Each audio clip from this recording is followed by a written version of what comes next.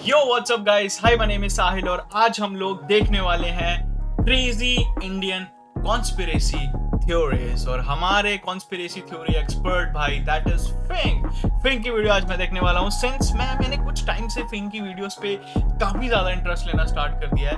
Number one reason I am getting views, I am being brutally honest, ठीक है। Number two reason I like watching conspiracy theories, I like watching dark content, मेरे को पसंद अच्छा लगता है dark content देखना।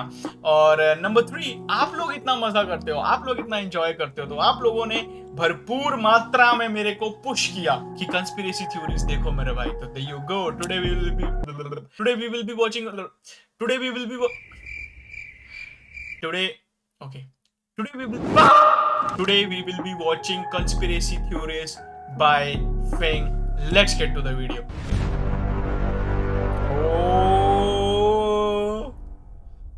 नाइस, तो मैं सीधा आता हूँ पॉइंट पर। भाई एकदम सीधा स्क्रीन पर ही आ गए। तो मैं सीधा आता हूँ तुम्हारी स्क्रीन पर, वो भी इतने डार्क वाइब के साथ ब्रो, इतने डार्क वाइब के साथ। Okay let's go, I am gonna enjoy this. Video में हम बात करेंगे कि कैसे Honey Singh, India Honey Singh biggest rapper, music producer, okay can be satanic.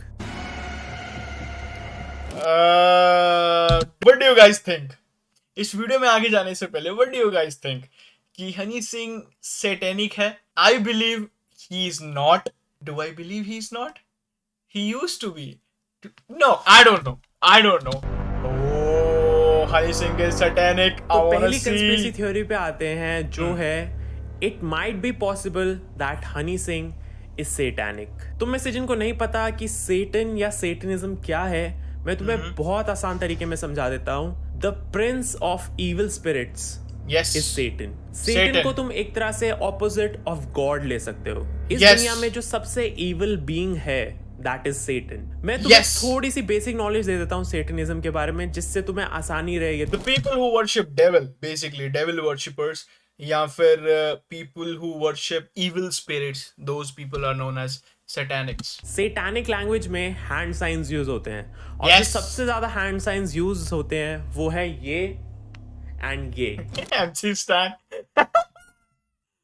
ये। और जो सबसे ज्यादा हैंड साइंस यूज होते हैं वो है ये एंड ये। एंड ये साइंस यूज करते हुए तुमने सबसे ज्यादा किसको देखा होगा? Honey Singh, of course, of course. काफी रिलीजन्स एंड रिलीजियस बुक्स में सेटन को मेंशन करा हुआ है, but talking about India, India में ज्यादातर हिंदूज हैं एंड हिंदू कल्चर में, हिंदू रिलीजन में सेटन का कोई मेंशन नहीं है। यहाँ पे लोगों को पता ही नहीं है सेटन और सेटनिज्म के बारे में। इस चीज का अंदाजा तुम इस बात से लगा सकते हो कि जब हनी सिंह का गाना आया था सेटन, तो लोग उसे सतन बोल रहे थे। हाँ आया।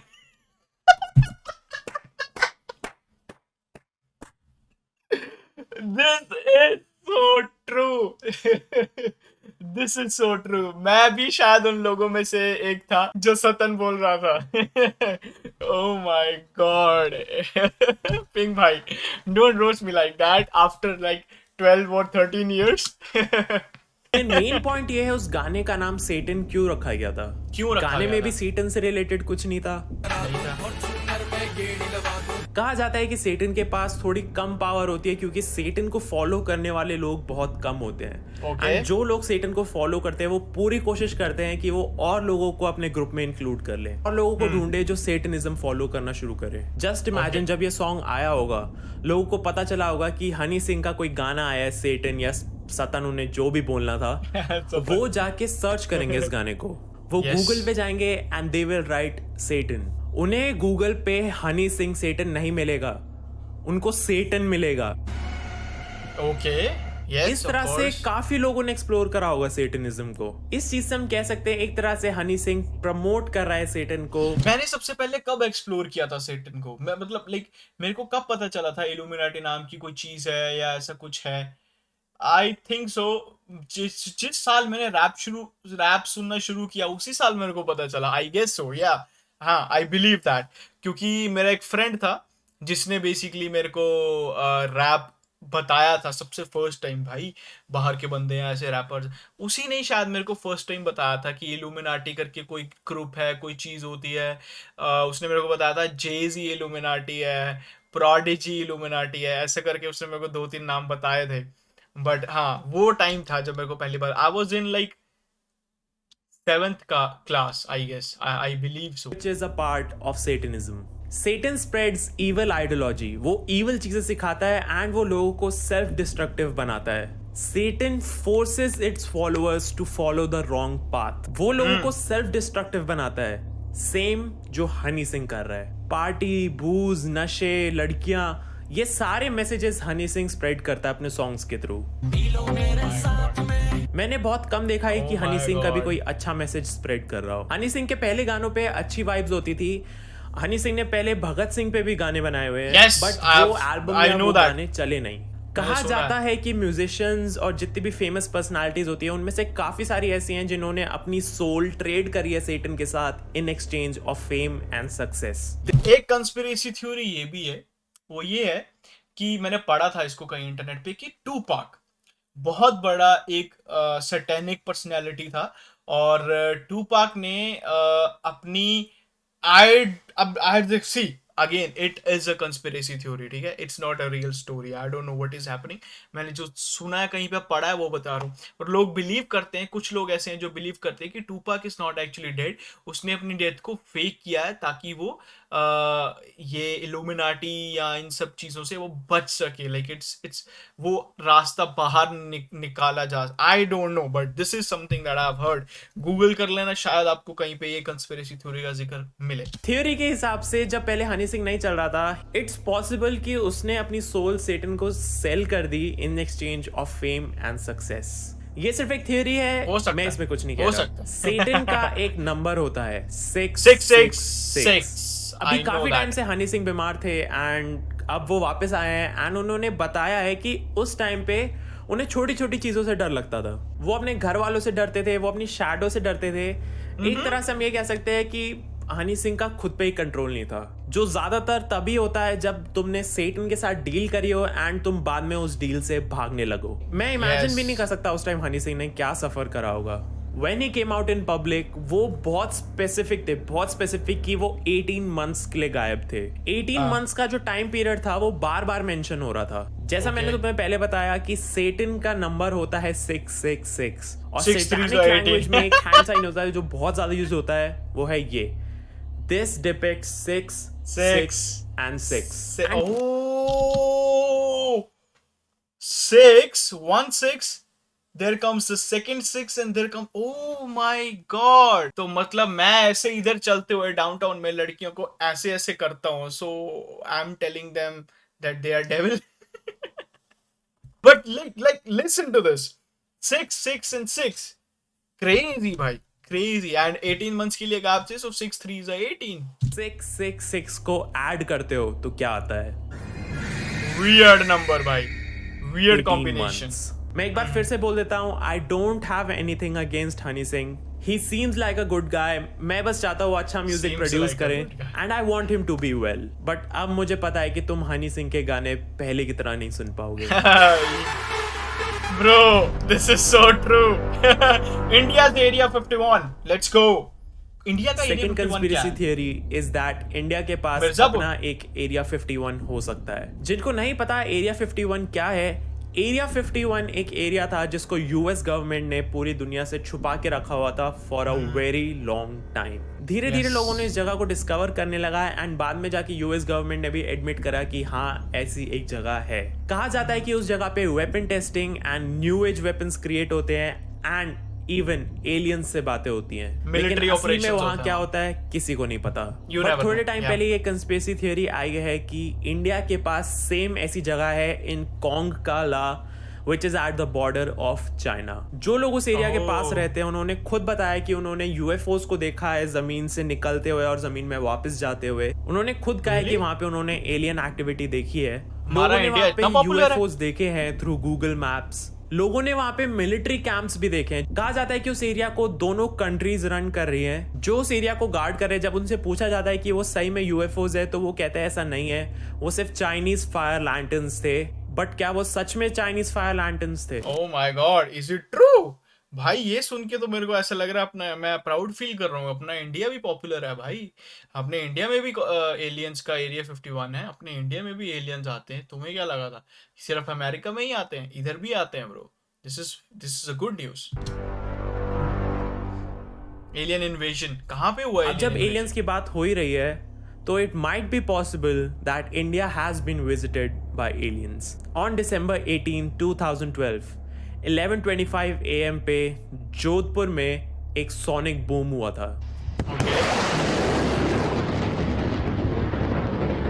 मेरे को ऐसे क्यों लग रहा है मैंने ये सुना हुआ है, ये किस्सा मैंने सुना, मैंने देखा। सोनिक बूम एक फिनोमिना होता है जिसके अंदर हाई स्पीड की वजह से बहुत बड़ा इम्पैक्ट होता है जो साउंड बैरियर को ब्रेक कर देता है, एंड जिसकी वजह से बहुत बहुत बहुत बड़ी और मतलब ह्यूज नॉइज होती है। वो नॉइज बहुत बहुत लाउड होती है। सोनिक बूम ज्यादातर जेट प्लेन्स में होता है जब वो हाई स्पीड पे ट्रैवल कर रहे होते हैं। तो जब जोधपुर में सोनिक बूम हुआ तो लोगों को लगा कि एयरफोर्स किसी नए एयरक्राफ्ट की टेस्टिंग कर रहे हैं, एंड हो सकता है सोनिक बूम उस एयरक्राफ्ट से आया हो। लेकिन जब एयरफोर्स से पूछा गया तो उन्होंने बोला ऐसा कुछ नहीं है, अगर हम टेस्टिंग करते भी हैं तो जो पब्लिक है, पब्लिक एरिया से एटलीस्ट हम 60 किलोमीटर्स का रेडियस रखते हैं एंड हम बहुत दूर टेस्टिंग करते हैं। तो एयरफोर्स ने साफ मना कर दिया कि ये फिनोमिना उनके वजह से नहीं हुआ था। तो अगर ये एयरफोर्स की वजह से नहीं हुआ था तो ये सोनिक बूम हुआ कैसे? एंड देन उसके बाद थियरीज आई कि हो सकता है वो एक यूएफओ था, because sonic booms high speed पे क्रिएट होते हैं। This is not a UFO, this is sperm.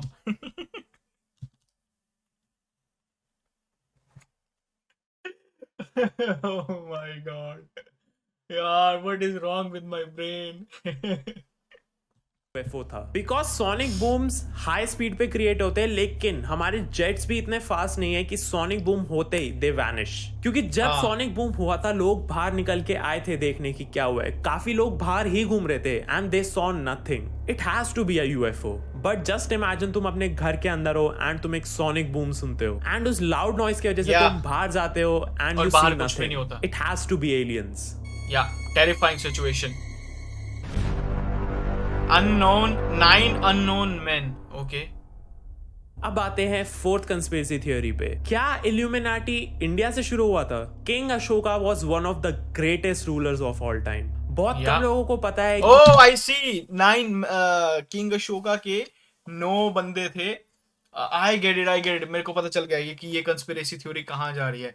तो वो 9 बंदे थे जिन्होंने वो ज्ञान को आगे स्प्रेड करने के लिए 9 wise man of Ashoka something like that ऐसा बोलते हैं उनको। और वो बहुत मिस्टीरियस बंदे थे और उनको पता नहीं है वो आज तक कहाँ गया। एंड आई गेस इल्यूमिनाटी का भी पहला ग्रुप 9 बंदों का ही था, I think so. King Ashoka ने एक ग्रुप बनाया था of 9 men known as the 9 unknown men। इस ग्रुप के पास कुछ बुक्स थी जिसके अंदर ऐसी नॉलेज थी, इतनी सुपीरियर नॉलेज थी कि उनको लगा अगर ये बुक्स किसी गलत आदमी के हाथ में लग गई तो बहुत बड़ी प्रॉब्लम हो सकती है। उन बुक्स के अंदर नॉलेज थी वॉरफेयर के बारे में, फिजियोलॉजी के बारे में, gravity and anti gravity devices जिनको हम विमान, एयरक्राफ्ट या फिर यूएफओज भी बोल सकते हैं, cosmology, light and technology to modify speed of light and rules that predict rise and fall of an empire. उस टाइम पे उनके पास इस लेवल की नॉलेज थी। उन बुक्स में स्पेस के बारे में नॉलेज थी, उन बुक्स में हाई टेक्नोलॉजी के बारे में बताया हुआ था।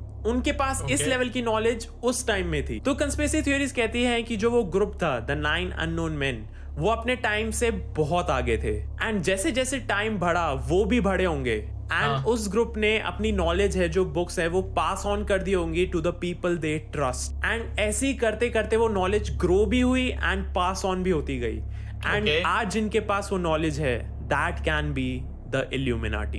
कहा जाता है कि एक तरह से इल्यूमिनाटी हमें रूल कर रहे हैं, कंट्रोल कर रहे हैं। तो इतनी सुपीरियर नॉलेज वाले ही ऐसा काम कर सकते हैं। तो पॉसिबल है those 9 men are the Illuminati. Facts, it could be possible. ये बिल्कुल पॉसिबल हो सकता है भाई। वही 9 बंदे इल्यूमिनाटी हो सकते हैं, या फिर उनकी कोई एक आधी बुक इल्यूमिनाटीज के हाथ में लग गई हो और उन्होंने उस बुक की नॉलेज से ऐसे ग्रुप बनाया हो। एंड यू नेवर नो भाई, ये तो दुनिया है अभी, ये तो पता नहीं चल सकता कभी भी। एंड हो सकता है वो इल्यूमिनाटी हो क्योंकि इल्यूमिनाटी के मेंबर्स भी अननोन है। Yes, Mahatma Gandhi and Bhagat Singh. Okay, let's see यहाँ पे क्या है हमारी conspiracy. लास्ट कंस्पिरेसी थ्योरी, जो है महात्मा गांधी एंड भगत सिंह के बारे में. The conspiracy theory says that कि महात्मा गांधी के लिए पॉसिबल था to stop Bhagat Singh execution. Mahatma Gandhi रोक सकते थे उस चीज को, but the reason he didn't is because Bhagat Singh के जो तरीके थे वो महात्मा गांधी को पसंद नहीं आ रहे थे. महात्मा गांधी चाहते थे कि हम आजाद हो तो अहिंसा के तरीके से. लेकिन कंस्पिरेसी थ्योरी ये बोलती है कि उस टाइम पे भगत सिंह बहुत ज्यादा पॉपुलर हो रहे थे. भगत सिंह के लिए सपोर्टर्स बहुत जल्दी बढ़ रहे थे. एंड ऐसा पॉसिबल हो सकता था कि टाइम के साथ साथ महात्मा गांधी से ज्यादा सपोर्टर्स भगत सिंह के होते. And Bhagat Singh Indian freedom movement का चेहरा बन सकते थे, जो गांधी जी नहीं चाहते थे, क्योंकि गांधी जी उस टाइम पे वो चेहरा थे. तो इसलिए पॉसिबल है कि महात्मा गांधी ने उनका एग्जीक्यूशन नहीं रोका. Envy bro, envy is more dangerous than, envy बोलते हैं ना उसको, हाँ, envy is more dangerous than jealousy. तो अगर तुम किसी से एनवी करते हो तो यू कैन डू एनीथिंग, किसी भी हद तक तुम जा सकते हो उसको रोकने के लिए. But crazy video man, crazy video. कुछ बहुत अच्छे पॉइंट्स थे, जैसे कि इल्यूमिनाटी और wise man of Ashoka. That was really good point. And Honey Singh वाला पॉइंट भी बहुत ज़्यादा गुड था. एंड आई वंडर कि किसी ने कोई ऐसी वीडियो बनाई है जो आज के हिप हॉप रैपर्स के ऊपर हो, कि कैसे वो you know demonic science and जो भी वो अपने सिंबल्स हैं, जो रिचुअल्स हैं वो कर रहे हैं, something like that. But anyway, the video was really good, I enjoyed it. अभी काफ़ी सारे दिमाग में क्वेश्चंस चल रहे हैं, बहुत सारी चीज़ें मेरे को सुनने को मिली हैं इस वीडियो से. नहीं, काफ़ी कुछ सीखा मैंने. बट यार, this was a very good video, nice video. So let me know guys how you felt about it. अगर आप चाहते हो कि ऐसी वीडियोस और ज़्यादा आएँ, या आप चाहते हो कि कुछ पर्टिकुलर वीडियोस हैं जिन पे आप चाहते हो मैं रिएक्ट करूं, प्लीज उनको कमेंट सेक्शन में जरूर लिखना. I will read those comments. And thank you so much for watching the video. Bye bye, take care, peace out.